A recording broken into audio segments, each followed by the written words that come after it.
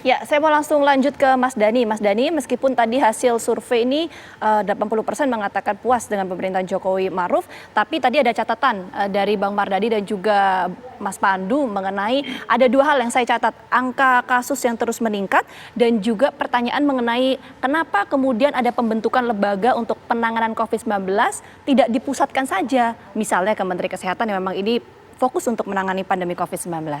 Silakan Mas Dani.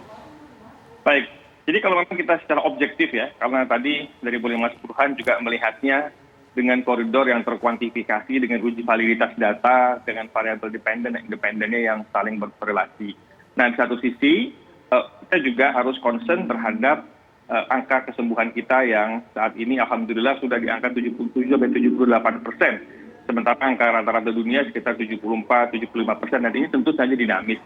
Nah, sementara itu angka tingkat positif rate kita juga sudah membaik, di angka 17%, 16-17%. Kalau dunia rata-rata 22-23% dengan dinamikanya.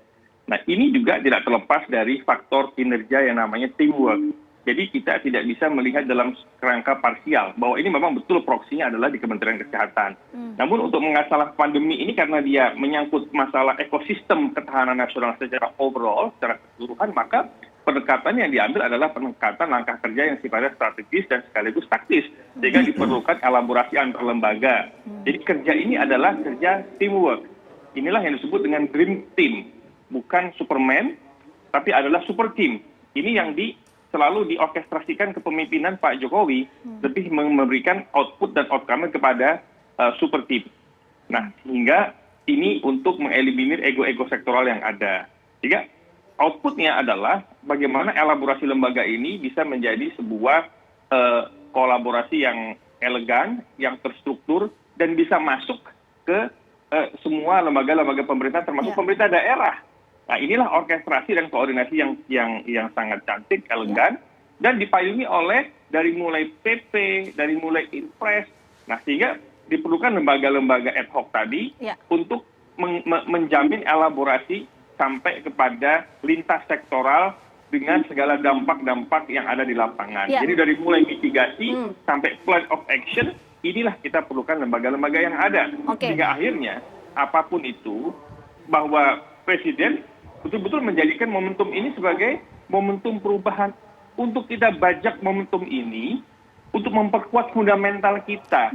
Sehingga bangsa kita ini menjadi bangsa yang maju, yang mandiri di kaki kita sendiri. Kita tangkap poinnya. Dan siap bersaing. Iya, Mas Dani, kita tangkap poinnya. Bang Mardhani, ini angka kesembuhan juga terus naik kok dan cukup juga diperlukan tadi yang disampaikan untuk oleh pembentukan ad hoc ini. Gini, ini yang tadi saya nyuwun sewu, kalau bab COVID-19 ini kita nggak ada oposisi, nggak ada koalisi ya. Ini adalah masalah bangsa. Kalau kami teriak keras karena kami ingin science-based evidence policy, kebijakan yang berbasis sains.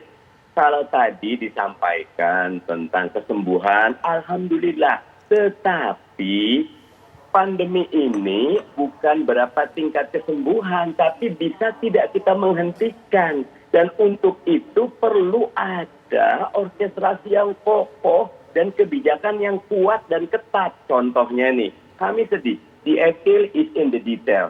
Problemnya ada pada detail. WHO bersama Subdirektorat Pencegahan dan Pengendalian Penyakit Menular pada 10-11 September yang lalu, baru sebulan, itu melakukan survei bagaimana penanganan tracking di Indonesia. Menyedihkan ternyata 86% tracking kita menggunakan manual, dicatat pakai kertas dan pulpen.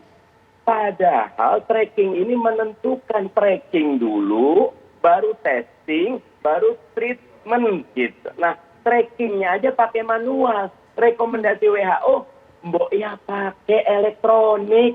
Teman-teman sudah banyak idenya. Tanya Pak Pandu, tanya teman-teman Ustaz, kasih gelang. Bagaimana nanti Google tracking bisa mengetahui pergerakan masyarakat. Pandemi ini lagi-lagi harus punya paradigma yang benar. Contoh lain, 82% usaha mikro lagi teriak. Mereka minta agar sewa dan bayar airnya tidak harus ditunaikan karena memang lagi tidak kerja, tapi belum jalan juga. Jadi kalau masalah pandemi, nyuwun sewu, diselesaikan dengan survei, tapi tidak diselesaikan detail di lapangannya, bahaya. Kita akan dihukum oleh pandemi ini jauh lebih berat. Jangan lagi berpikir tentang pencitraan, jangan lagi berpikir tentang angka-angka di luar yang sudah disepakati. Begitu. Mas Dhani? Oleh Pak Mardhani, memang kita harus concern kepada detail lapangan. Bahwa pendekatan 3T yang saat ini ada, walaupun kita juga harus melihat secara objektif, ada kenaikan yang cukup signifikan sekarang di angka 27 atau 28 ribu untuk testing yang ada. Mengenai sistem soal digitalisasi, tentu ini menjadi concern kita. Tidak, memang ada yang masih manual, itu kita juga tidak pungkiri ya. Tapi ada beberapa laboratorium, layanan kesehatan yang semua sudah one stop service ya, yang sudah digitalized. Nah ini kan juga bisa menjadi rujukan kita bersama bahwa tidak semuanya manual, tapi juga ada yang sudah terdigitalisasi walaupun belum sempurna. Nah inilah yang namanya kita mengatasi ketidaksempurnaan di lapangan dengan belajar. Makanya gunanya lembaga survei ini kan untuk melihat tadi persepsi publik. Ketika publik ada komplain, ada masalah distrust di sana, maka kita harus breakdown itu. Kita breakdown satu demi satu di mana ketidakpuasan ini, lalu bagaimana pemerintah menyiapkan infrastruktur perbaikannya. Jadi yang disampaikan oleh Pak Mardhani itu betul, kita mensupport sehingga kita memerlukan check and balance dari kekuatan dan elemen manapun untuk memperkaya dan menyempurnakan kinerja kita untuk lebih baik lagi. Terima kasih, Mbak. Baik. Terakhir saya ke Pak Pandu. Meng-highlight apa yang didiskusikan pagi hari ini, koridornya kita nih di mana nih kalau misalnya dalam pengatasan pandemi? Ya, koridornya kan dalam pengertian bahwa Pak Jokowi sudah kehilangan kesempatan selama 7 bulan untuk mengendalikan pandemi. Sudah banyak korban yang berjatuhan. Seharusnya beliau bisa mencegahnya. Jadi tantangan beliau adalah membangun sistem penanganan pandemi yang andal. Kalau beliau dalam kepemimpinan ke periode kedua ini bisa membangun sistem penanganan pandemi yang andal, yang kita bisa wariskan dan kita bisa buktikan untuk dalam tahap sekarang dan bisa mengantisipasi pandemi dalam jangka panjang yang akan datang, maka beliau sudah membangun legacy. Tetapi itu harus dikerjakan. Kalau Pak Jokowi memang mau berniat membangun sistem penanganan pandemi yang andal, saya akan bantu. Tapi niatnya ada tidak? Nah ini niatnya belum ada. Karena niatnya masih seakan-akan bisa menangani pandemi dengan vaksin, dengan cara-cara yang seperti sekarang, tumpang tindih. Nah itu tidak membangun sistem. Jadi tidak punya plan, tidak punya objektif. Ini yang harus dirubah.